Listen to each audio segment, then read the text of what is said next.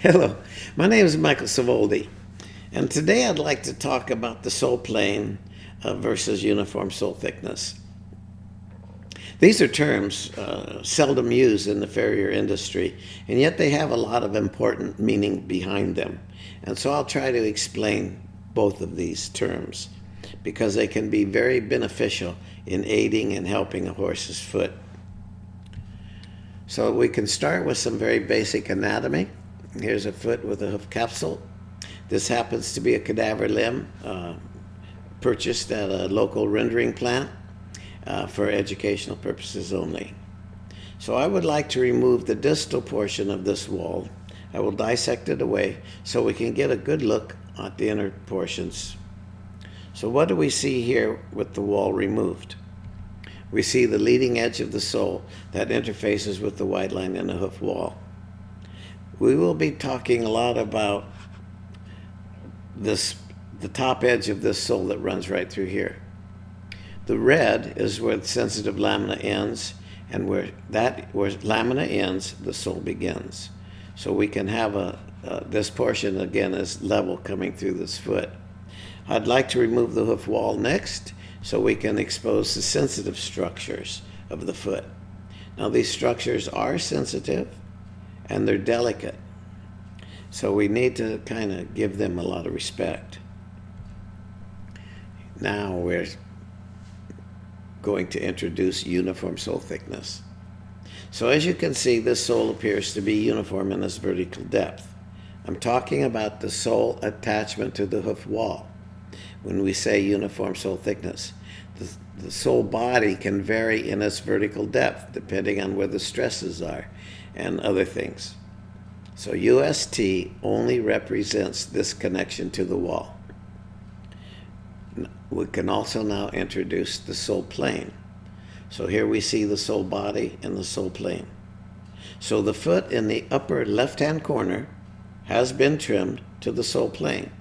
So that is the true foot of this horse, and it's verified by the feet through the whole series of pictures.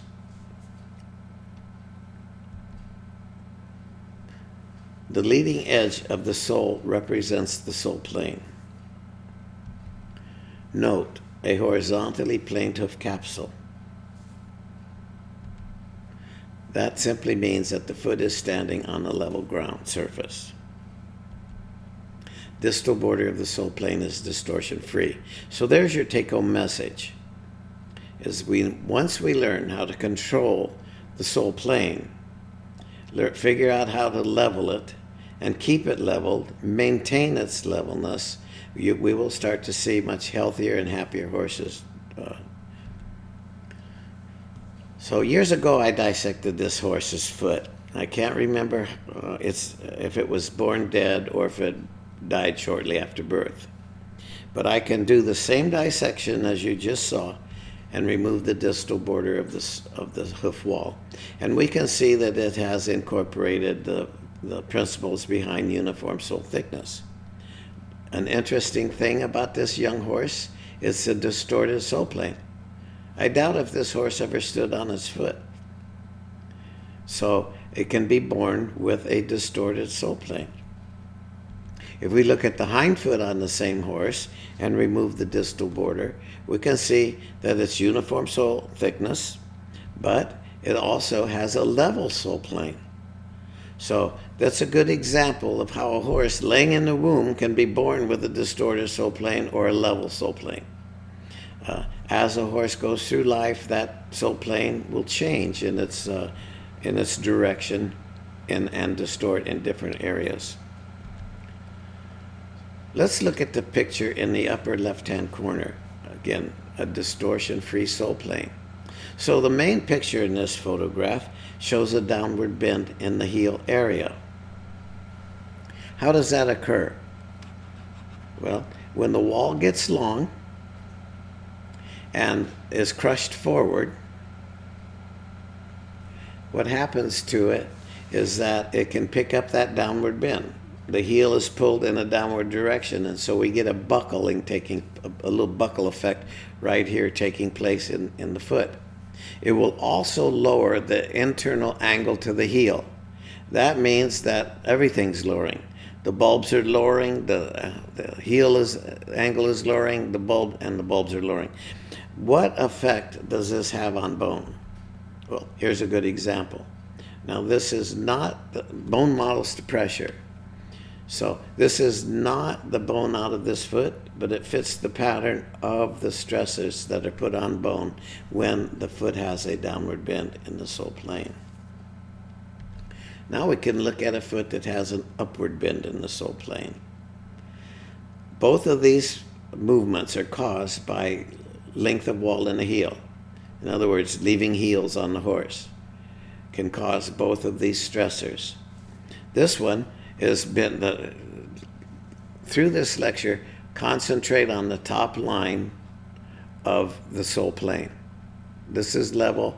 This has a downward bend here, and this has an upward bend in the heel of this horse here, on the foot on the right. And then it levels off. Now, the captions on top says, on the foot on the left, says common in hind feet, and that's very true. Hind feet usually will pick up this particular type of distortion, and front feet will usually pick up sheared heels, or mostly there's more straighter pastern horses that will do that. There are no absolutes, so we just look at patterns. The stress found in the foot on the right is pathology would be PIII osteitis developing and losing with a lot of bone loss. Not only is this bone losing, this P3 bone on the right, losing bone in the heel area, it's also losing a little bone in the toe area. It's not a level P3 bone. So when the bone is in a positive palmar angle, it can pick up PIII osteitis with bone demineralization. A capsule out of control. So we just have a capsule here that looks like it has a flare, and that's generally the term we use, is a flare. This capsule, looking at the bottom, you can see the flared side. Well, the definition for a flare is one end is wider than the other end. And we see that on the bottom of this untrimmed foot. But is it a flare, or is it a bend in the hoof wall? You see, flares are very difficult to handle. Bends are easy to handle. Put the horse on a regular trimming schedule, and generally you can control a bend in the hoof wall. When we try to rasp bends, we weaken the wall by thinning it quite a bit. So if we treat these as bends, they're easier to understand than a flare. Identifying the sole plane. Here's a foot that has excess of sole that has not been cleaned out. This particular foot, the excess sole has been removed to the hard epidermal sole. Now we can see two planes. When we place the white line, or look at the white line, we can see length of wall beyond the sole plane, and that's basically what we're talking about. So what does this do? This puts the hoof capsule. Let me explain this a little bit clearer. I will explain this term roll shortly. But what this does is the hoof capsule now is in a medial roll along with the sole plane. That means a twisted ankle. So understanding length of wall. So our cartoon shows us our wall. It shows the angle of the epidermal sole, and it shows the sole plane. So how do we determine length of wall? Well, the true foot would start at the distal border of the sole plane to the hairline. Length of wall then would be anything below the sole plane. We can see that in the upper right-hand picture. You see both. You see the sole plane, you see the angle to the heel, or the true heel, and we see length of wall. Now, people like to measure feet. So what is it? And tell us that this horse should be trimmed maybe at a 5-inch toe length, or maybe it could be 3.5-inch toe. See, when we use measurements on the foot, by not knowing how to measure the true foot, we can get horses in trouble. So if you wanted to measure the true foot of the horse, you would want to measure from the hairline to the distal portion of the sole plane. If you wanted to measure length of wall, you would measure from the distal border, my cursor, you would measure from the distal border of the sole plane to the distal portion of the hoof wall. Distal simply means furthest away from the body. How about measuring wall growth? What I notice is most people measure wall growth from the hairline, like this foot up here in the upper right-hand corner. They measure from the hairline to this area for wall growth. But that does not take into consideration the ground forces and how it affects the flow of the wall as it's growing. So it would be more ideal to measure the wall growth from the white line to the distal portion of the wall. That would give you kind of an idea if the toe's growing equally with the heels, or if the toe's not producing as much wall as the heels. So that measure would be more of a steady measurement that could be relied on. Looking at the bottom of the foot, we see the plane of the hoof capsule. So that's how the horse really is standing on his foot on hard ground. If we look at the white line, we can now see the sole plane. That's how the horse would be standing on soft ground. So if you have a horse walking on hard ground, it would be on the capsule plane, but as it walks into soft ground and you see an imprint on the sole on that ground, then that means the horse is walking on its sole. And so we have a transition there that's constantly taking place. So you have this movement, hard ground, soft ground, hard ground, soft ground. So it's a little unsteady for tissue. You would like to have a little more control of the movements of your tissue. Another thing that we see in this foot is the PIII bone is in a pronated position. That's something to really consider on how it affects. See if I can explain this a little bit. Pronation in a human being. If your arch is collapsing on the medial side, your foot will go flat. If your foot is going flat, that means that your ankles are coming in. When your ankles come in, your knees usually come out, and then you have a lift to your shoulder. So when you see these little upright standing horses, especially on high-low heels, look closely. If they have a heel, that's putting the foot in a forward pitch and a roll to the foot, the way it's been trimmed. You can pronate the foot inward. That will pigeon-toe the horse, like on a human, and that can bring the ankles in a little bit, might affect the knees, and it might affect the shoulders. So pay close attention to pronation. When you see, get myself back onto my slide. When you see horses that that are standing on their foot like this, look closely at their stance. That pronated bone may be causing the stance to be like that. There's no absolutes in this business, but there are patterns that we can follow. So this is length of wall. This is a review on our 3 areas of the foot that we were looking at, and you can see that on the lateral side there's more length of wall than on the medial side. So how is this horse standing on its foot? It's standing in a medial roll. There is more heel than there is toe on wall length, and so the capsule is in a forward pitch. So forward pitch, medial roll. These are not in balance. Neither the capsule nor the sole plane is in balance with the horizon. Unequal wall length, capsule in a medial roll, PIII bone in a medial roll. Now we can look at observe and compare before and after trim.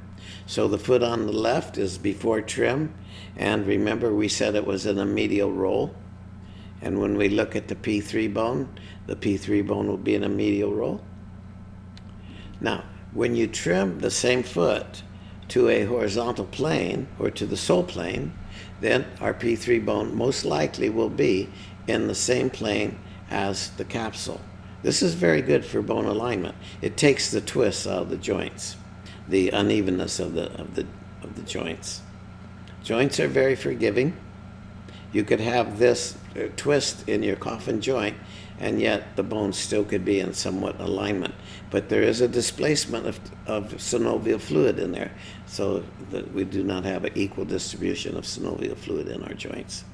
That can cause stress to the joints, wearing away of joints where they can pick up arthritis.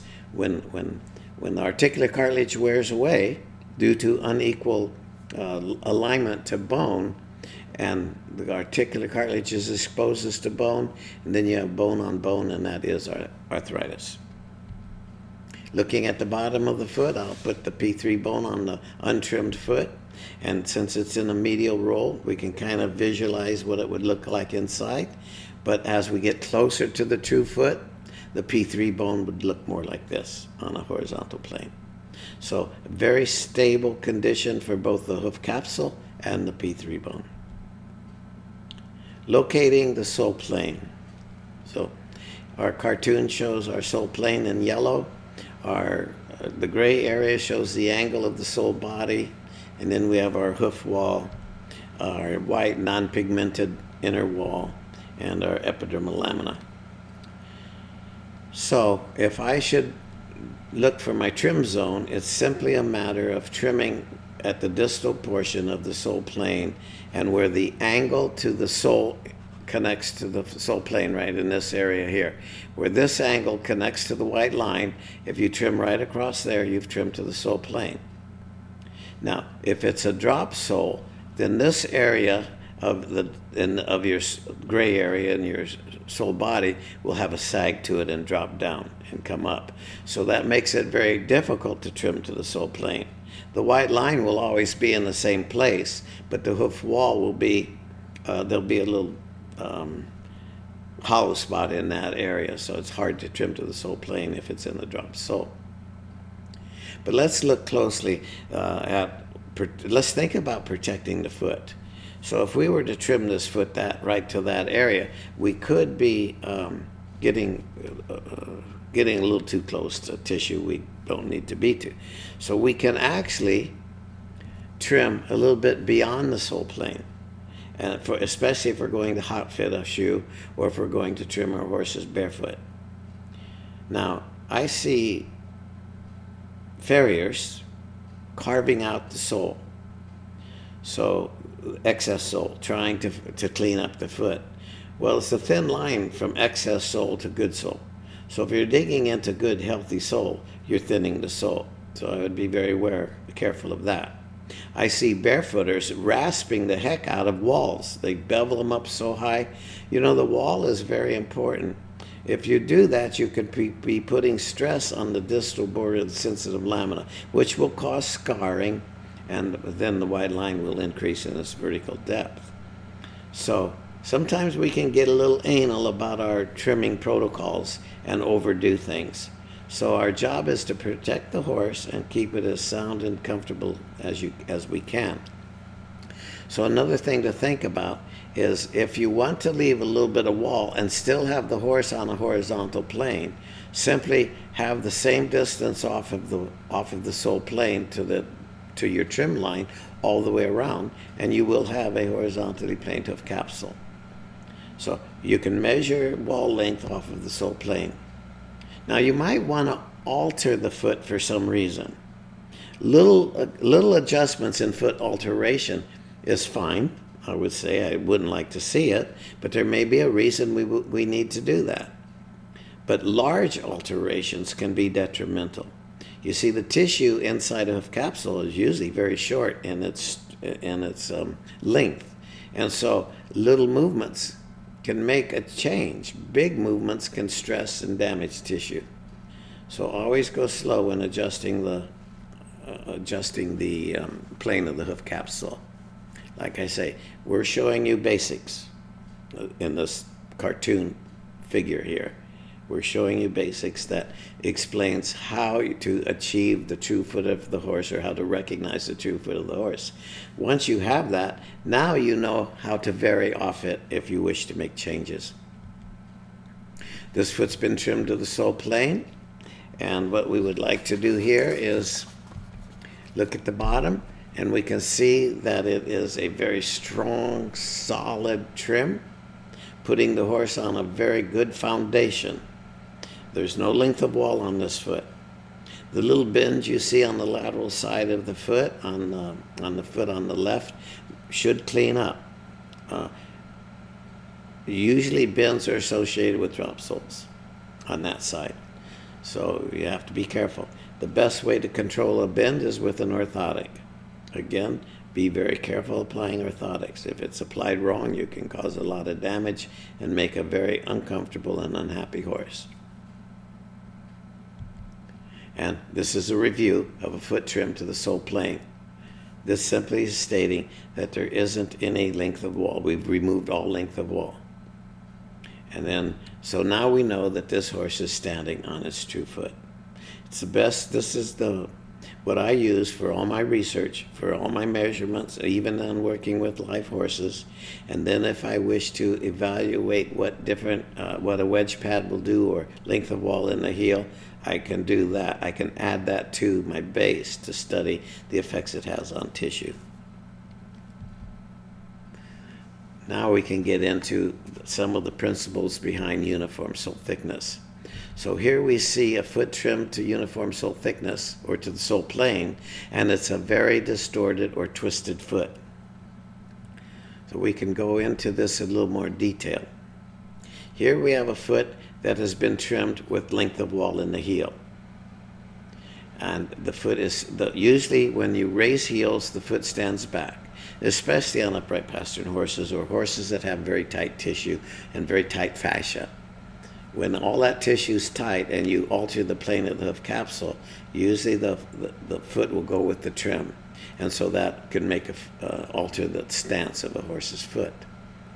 If we were to trim this foot with a lower heel, or to uniform sole thickness, we've completely changed stance. But what else have we noticed? The toe is not touching the ground. So what did uniform sole thickness just tell us? We have a distorted sole plane. It also tells us that we have a distorted foot. Now how do we know this foot's raised? Look at the differences in the heel. Look at the differences in the vertical depth of our sole connection to wall on both of these. This one's been trimmed to the one on the right has been trimmed to the sole plane. It's uniform in its vertical depth. And the one on the left is not uniform because they've left heel on the horse.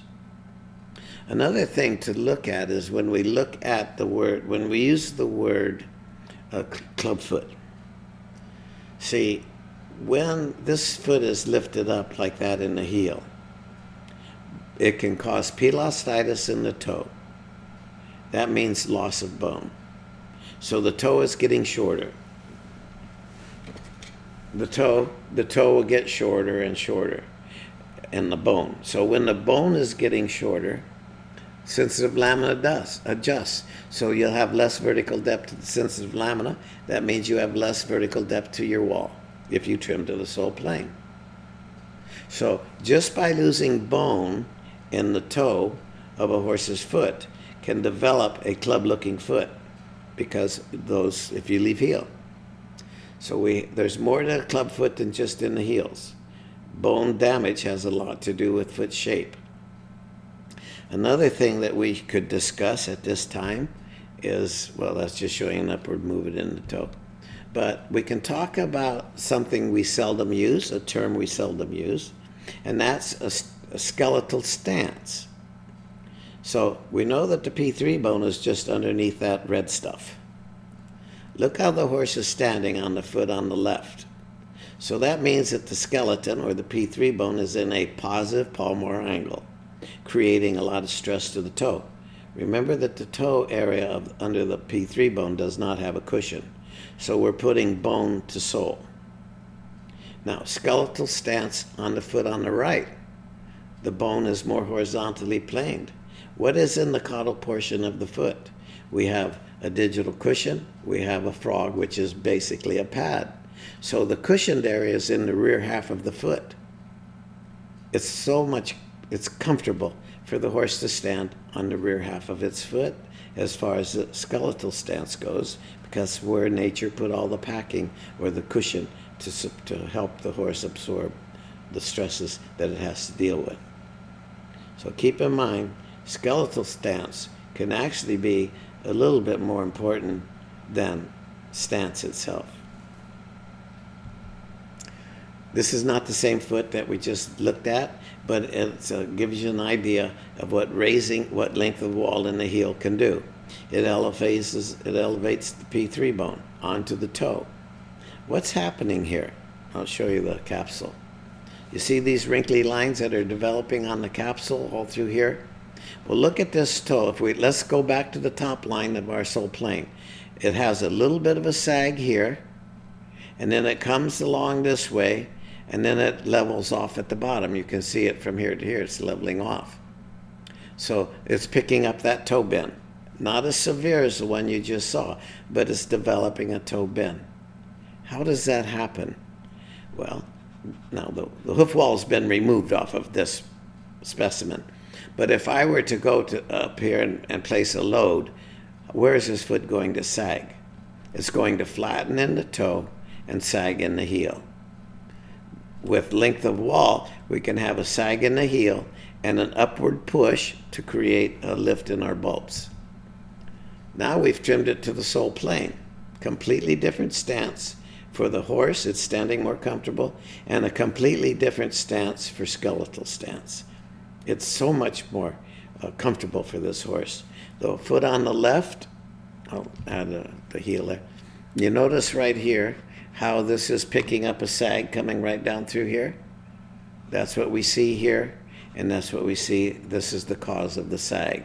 It's forcing the heel to go up, to be an upward bend in the heel. Now this is so slight, this particular movement is so slight that it may settle as soon as the horse puts weight on its foot. Or it may take a while. You might walk the horse halfway down the shed row and it will level. Larger bends do not level very fast, so it takes time. But this is the mechanics of developing distortion in the toe and distortion in the heel based off of using a simple term called uniform sole thickness. So let's go one more again, and we can see that a skeletal stance is addressing the plane of the P3 bone. Here we have a level foot trim. I will add a foot the next foot shows that this foot has been trimmed to uniform sole thickness. Or really, trimming to the sole plane and trimming to uniform sole thickness is the same trim. But on this foot, since the foot's been trimmed to the sole plane, now we can incorporate the principles behind uniform sole thickness.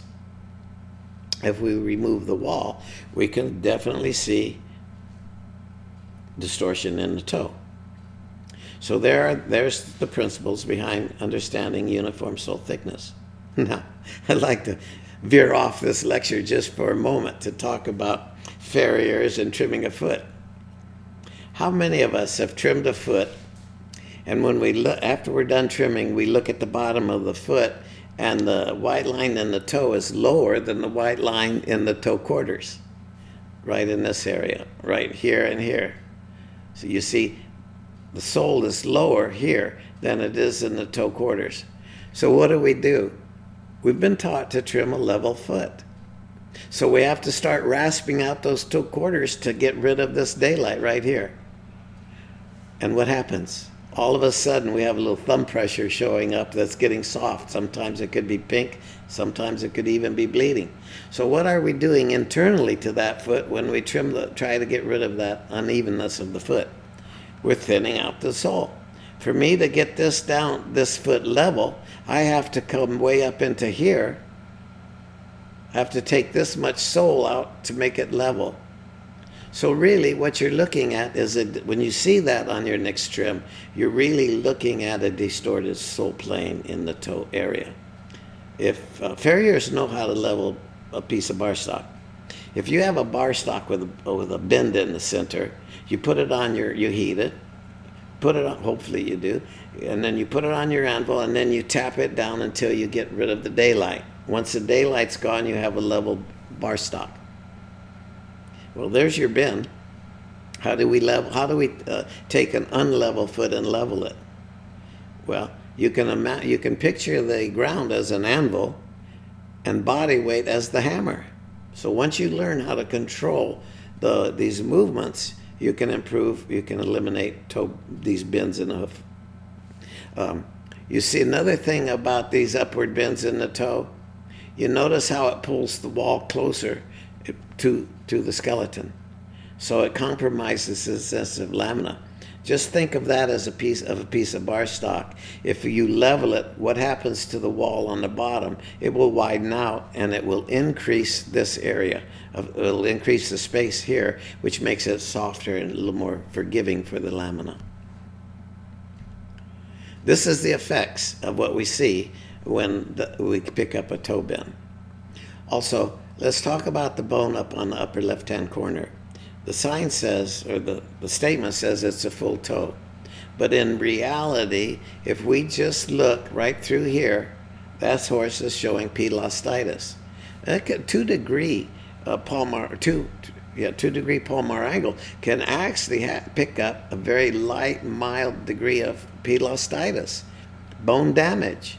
To me, the most important structure in a horse's foot is the PIII bone, because without it, we don't have a functional horse. So we have to learn how to control those pressures that are placed upon the PIII bone to protect its edge and to protect its arch. So if we go to this the sole that came out of this horse, we can see that it has an arch, and horses should have an arch in its foot. This is a longitudinal arch. A transverse arch that runs through the foot. This arch is extremely important for balance. It helps a horse maintain its balance. Flat-footed horses that have lost their arch have a little difficulty with balance. They also don't like to run. So we must maintain the arch in a toe. This arch happens to be a kind of a heavy arch, but the problem, why is the bone modeling to picking up those curves? Well, if we place the PIII bone on there, we can see that it's a combination of a positive palmar angle with very low elevation. So elevation is critical, and so it'll model to the pressure. Elevation is extremely critical to the healthy horse. So a take-home message would be the PIII bone is falling below the proximal border of the white line. To maintain a healthy and a foot, or the best we can, is we have to keep that PIII bone above the proximal border of the white line, and try to keep it, if it's possible, try to keep the PIII bone close to as level to the horizon as you can. I know that's difficult because you have to fight body weight, and when if the body weight is forcing the bone to press into the toe, then you're going to lose your toe arch. So we have to learn to maintain this. If you lose toe arch, most likely you're going to lose bone structure. Same foot on a lateral view, level trim. When we trim this foot to the sole plane and look at uniform sole thickness, what it's telling us, it tells us that we have a distorted sole plane. You can see the distortion in the foot. But is this foot distorted in the heel or the toe? Well, let's take a look. Again, that's just a poor nail hole. But again, let's look at the top line of our sole plane here. The top line comes along here and bends up. So it's flat. This just needed a little bit more dissecting, but unless it was stressed. See, boy, I just opened up another book, another chapter here. When the white line is stressed, it can remodel and raise up like this. So if this isn't stressed, then original white line would be level through here. So we have a level sole plane to this point, and then it varies up. So if we look here, so the same foot, we have an upward bend in the toe, and then I have a question mark there for the heel. Looking at this, this is a good we see the sole moving up and around bone. When that sole starts to wrap around bone, you're going to see heavy bone loss developing, Osteitis, and that simply means inflammation to bone. Also, look how short the toe is getting internally. So we're losing vertical depth to the internal measurements of the toe. Again, if we put heel on this horse, that would start to look more like a clubfoot.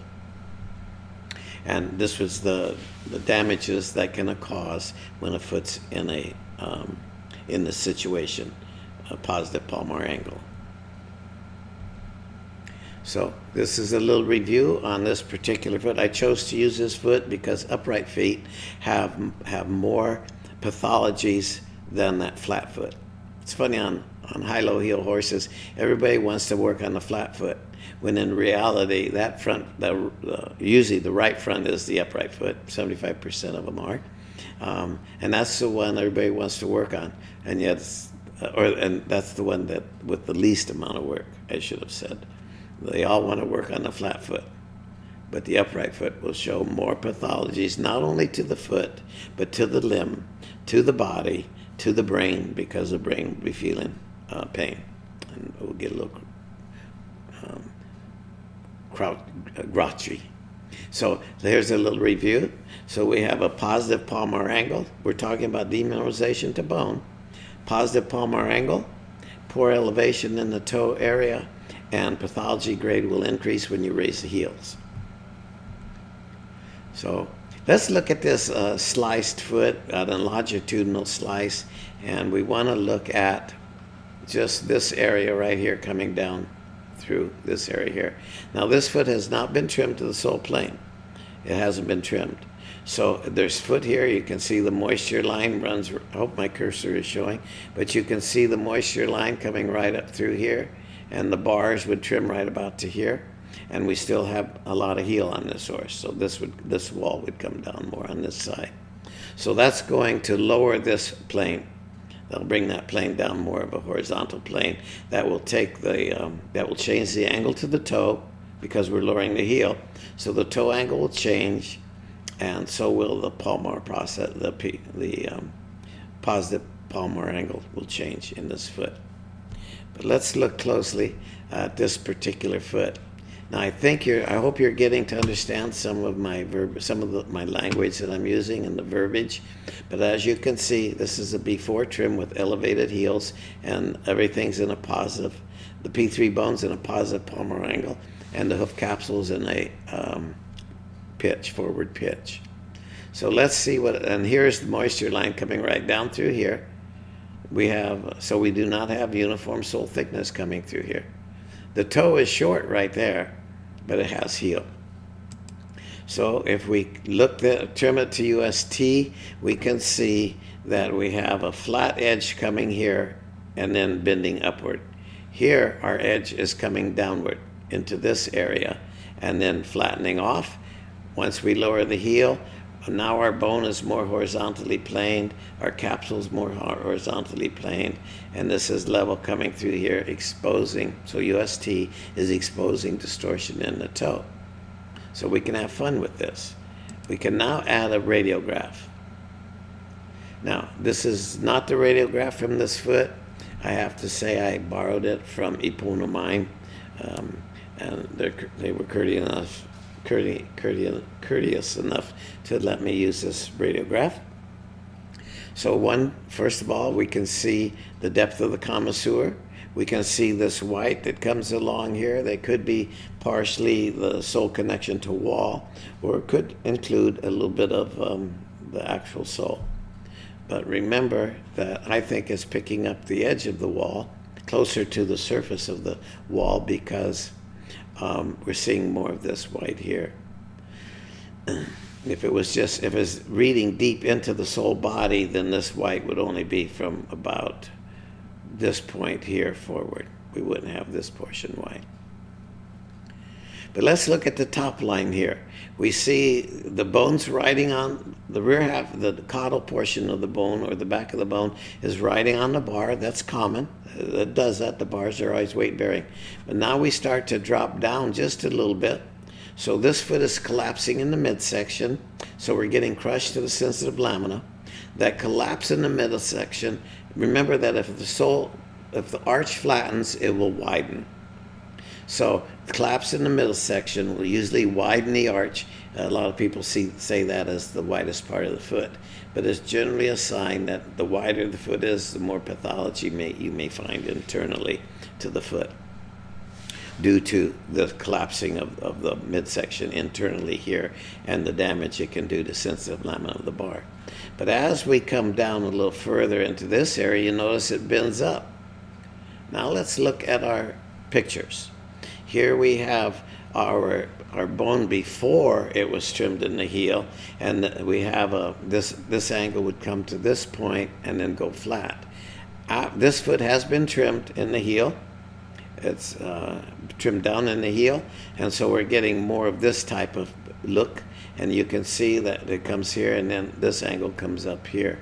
Look at the damage we see to the PIII bone, because it's in a positive palmar angle, and the sole's starting to bend here a little bit around the bone, and we can see the same damage here and here. So when we think about the principles of uniform sole thickness, that's where this foot down here would trim, looking at this foot here. So I hope this helps when reading radiographs. I know it's not common for people to look at the top line of this area to recognize distortion to the hoof capsule or to distortion to the sole plane. But like I said, when we started, the sole plane and uniform sole thickness are terms rarely used in our inferior science, but yet they have a great deal of meaning. So let's set a goal. Talk about setting a goal. So these are take-home messages for you. One is trying to achieve a distortion-free sole plane. 2, trying to create a level sole plane. P3 above the proximal border of the white line, and P3 as close to a level plane as possible. So there's our goals set. These are the things I try to look at when I'm shoeing a horse. These are 4 goals that are always in my mind, to try to see if I can help this horse maintain a good, solid foundation without damage to the PIII bone. So I'd like to thank you. I think this probably went a little long, but thank you. I hope you enjoy this lecture, and hopefully we'll try to get a few more out for you.